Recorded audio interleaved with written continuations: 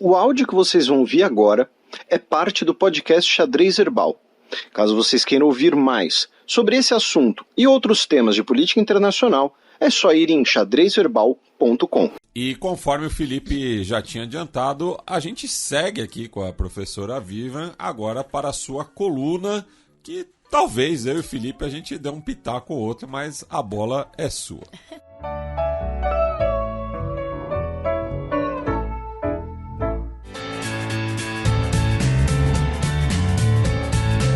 Gambito da Dama.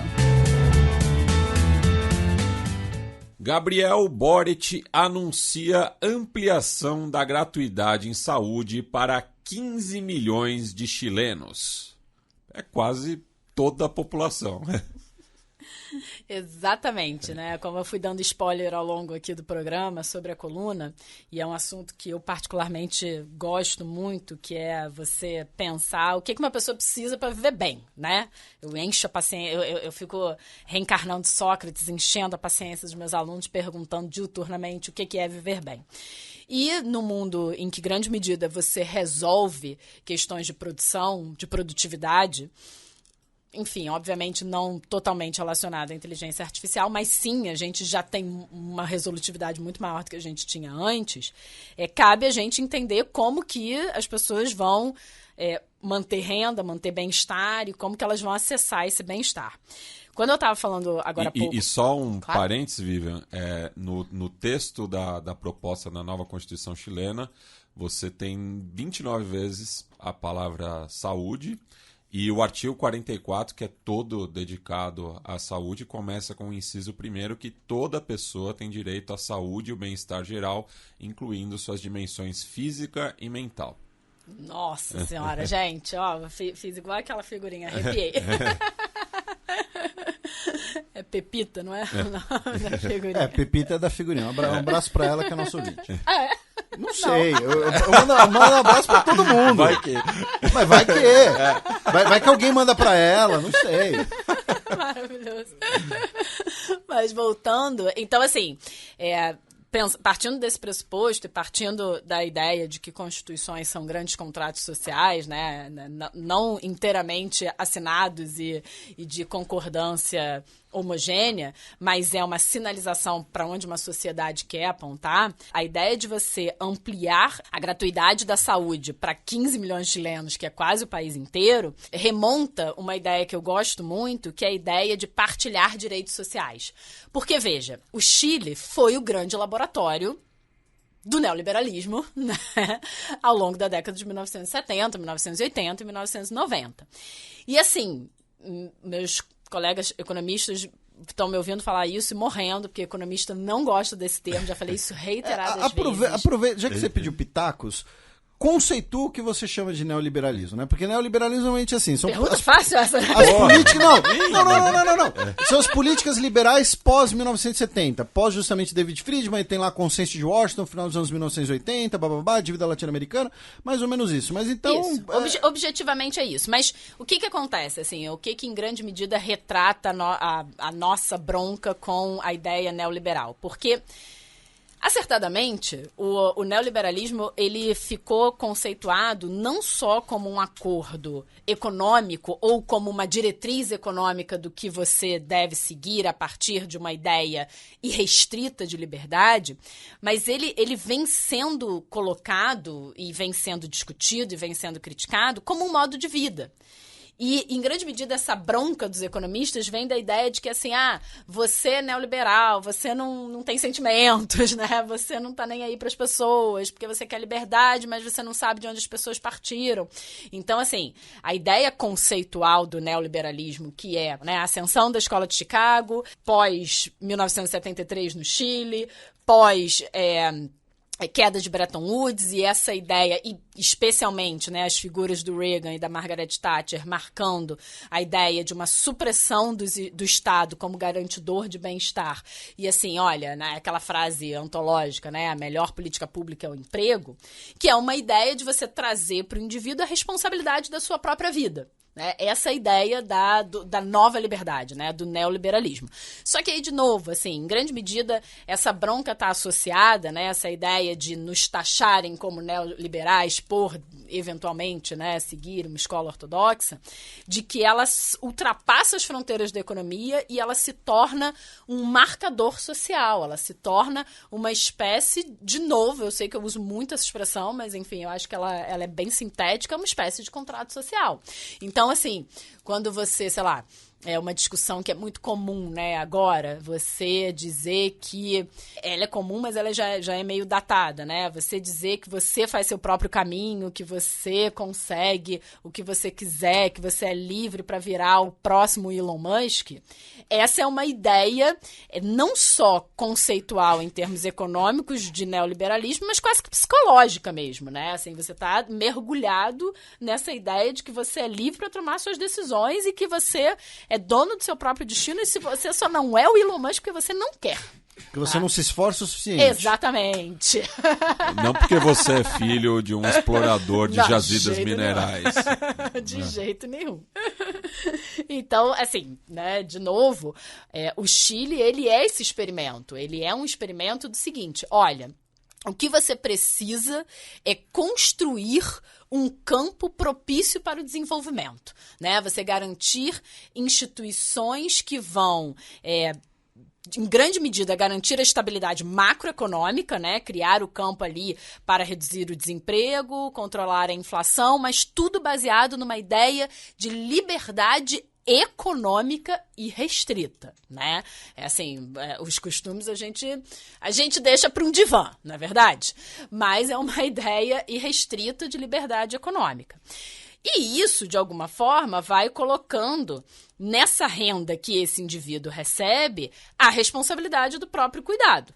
Então, é quando você vai ver aquele salário que lá na década de 1950, 1960, ele era garantido para o bem-estar, né, enfim, para a sua vida, ele se divide entre o que você precisa comer, o que você precisa vestir, o que você precisa pagar de escola, o que você precisa pagar de saúde, o que você precisa pagar de previdência.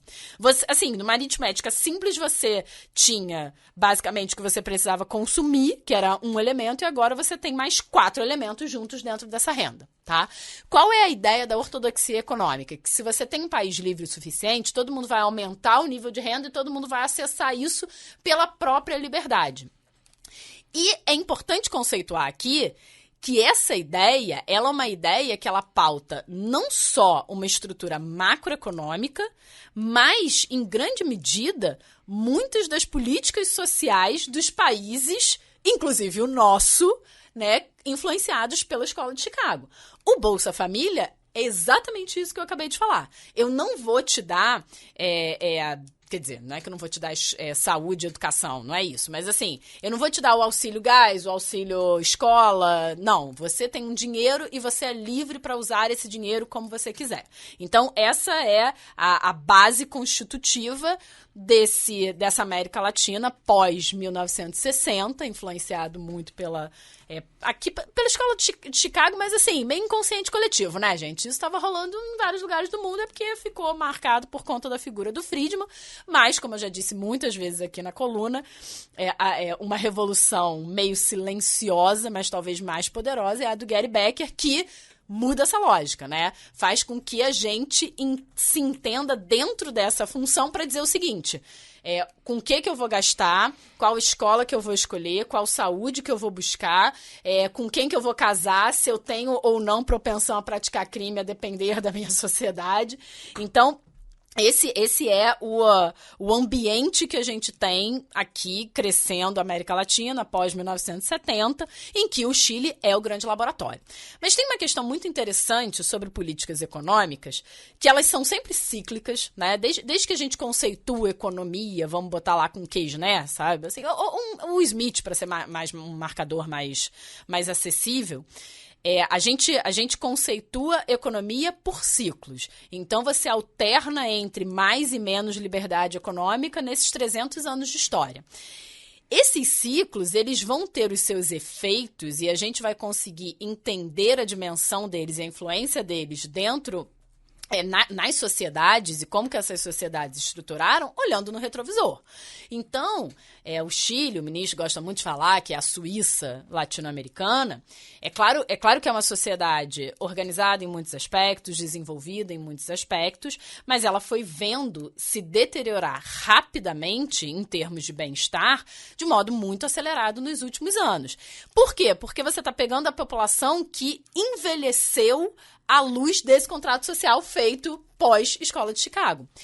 E aí que vem, né, a falha na matrix do sistema, porque o que acontece... E assim, vamos combinar, não é uma descoberta da pólvora, né, porque Bismarck se ligou nisso, né, gente, assim, já tem bastante tempo. Porque o modelo de crescimento e desenvolvimento pautado nas liberdades e nas capacidades dos indivíduos e na produtividade... ele tem relação com o que eu acabei de dizer, com a produtividade. Só que a produtividade, companheiros millennials, né? Ela é decrescente, a gente envelhece, não é verdade? A gente envelhece, a gente adoece, a gente fica cansado, a gente procria. Então, obviamente, aquele estouro de produtividade que você tem numa determinada faixa etária, ela vai reduzindo ao passo que você vai aumentando os gastos. E isso, inclusive, é modelo econômico ortodoxo, tá? Não estou aqui trazendo nenhum capital, né? E trabalhadores univos, não.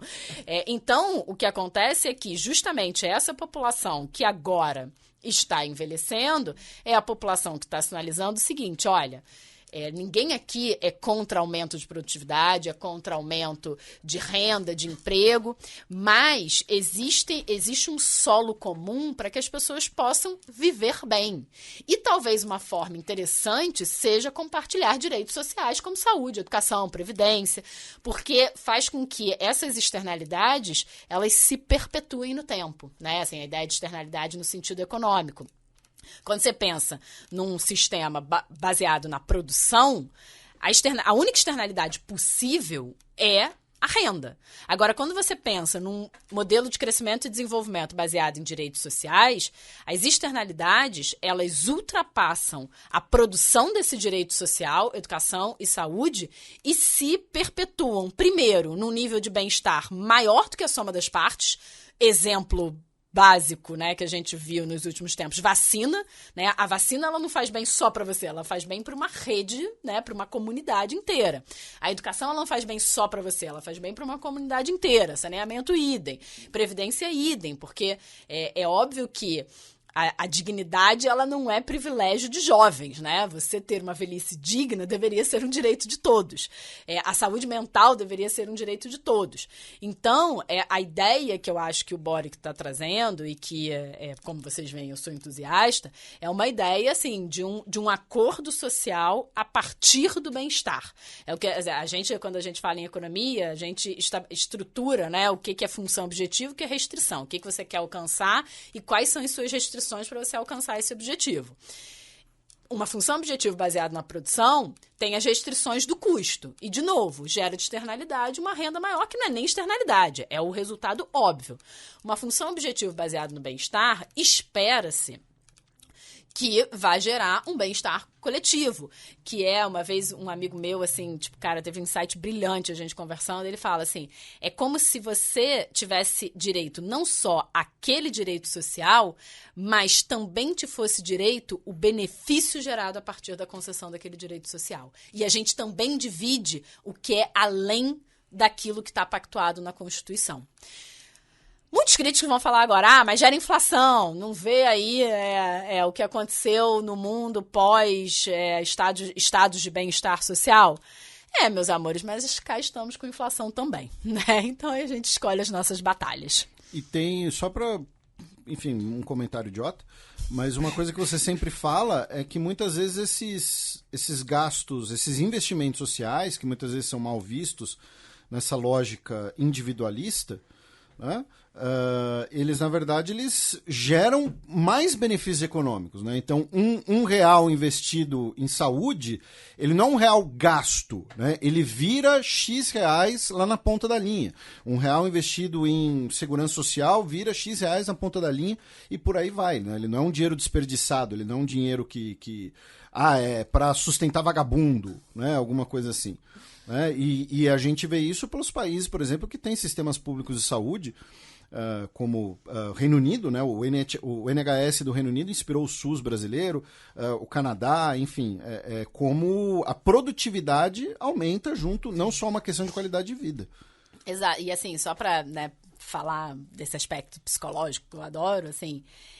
e tem também algo que a gente aqui no Brasil sempre debate, né? Debate em bar, né? Conversando, que é o senso de pertencimento, assim. Quando você tem direitos sociais coletivos que você compartilha, você tem um senso de pertencimento àquele determinado local, né? Então, a gente ficou, nossa, defensor do SUS, o SUS é nosso, né? Quase que uma torcida. Então, assim...